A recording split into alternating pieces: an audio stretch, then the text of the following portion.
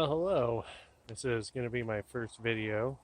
I figured I'd show everybody out there some ideas, some tips, and some tricks to homesteading IT wise.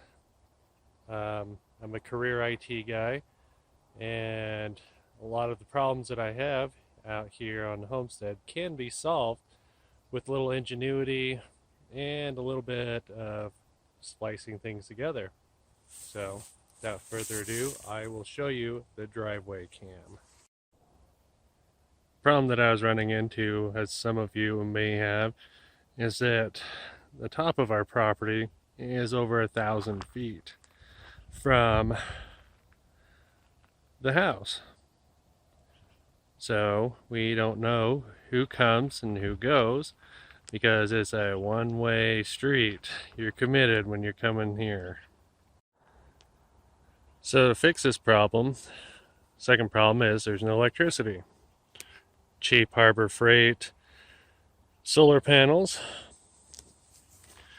an old battery out of a used UPS that is still holding a charge, a solar charger maintainer, and a RV backup camera system.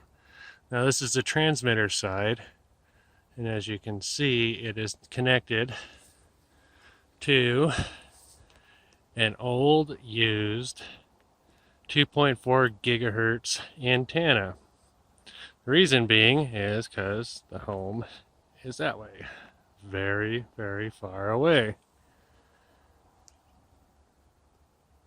And over here I got the camera, which is just a generic outdoor, waterproof, nothing special, run-of-the-mill 12-volt camera. One of the reasons that I picked this particular setup is that I needed something that would run on over-the-counter stuff that's laying around and just throw it together.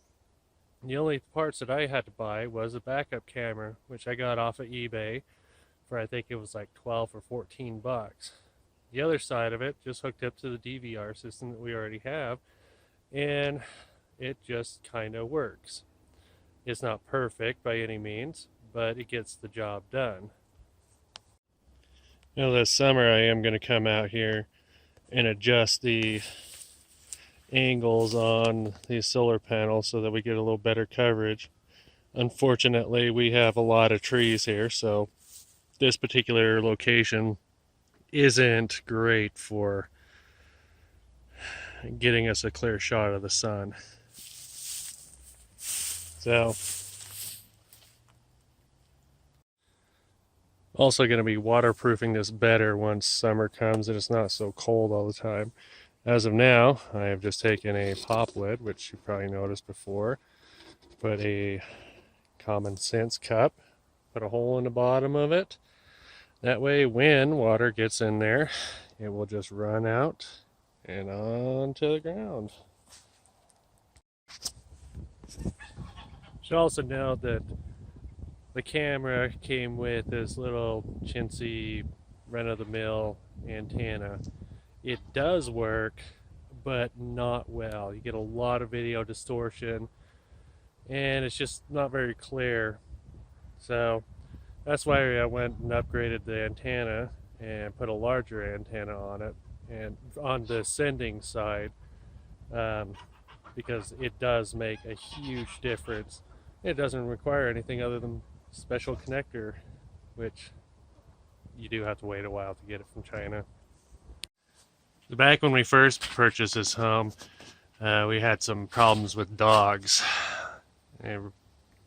And if any of you know what wild dogs are like, you kind of want to keep things on check. So, anyways, ran a cable, and it's not very pretty, up into this access hatch,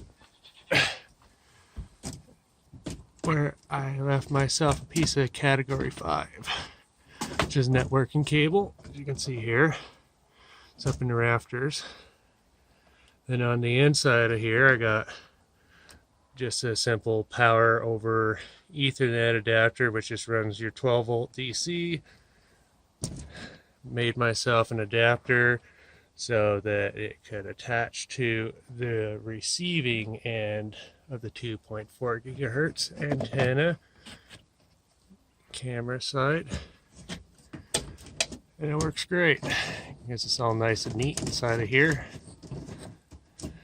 and you don't even see it. As you can see here, the camera is working with a lot less distortion in it. You can see all the way down the driveway, so we can see who is coming and who's going.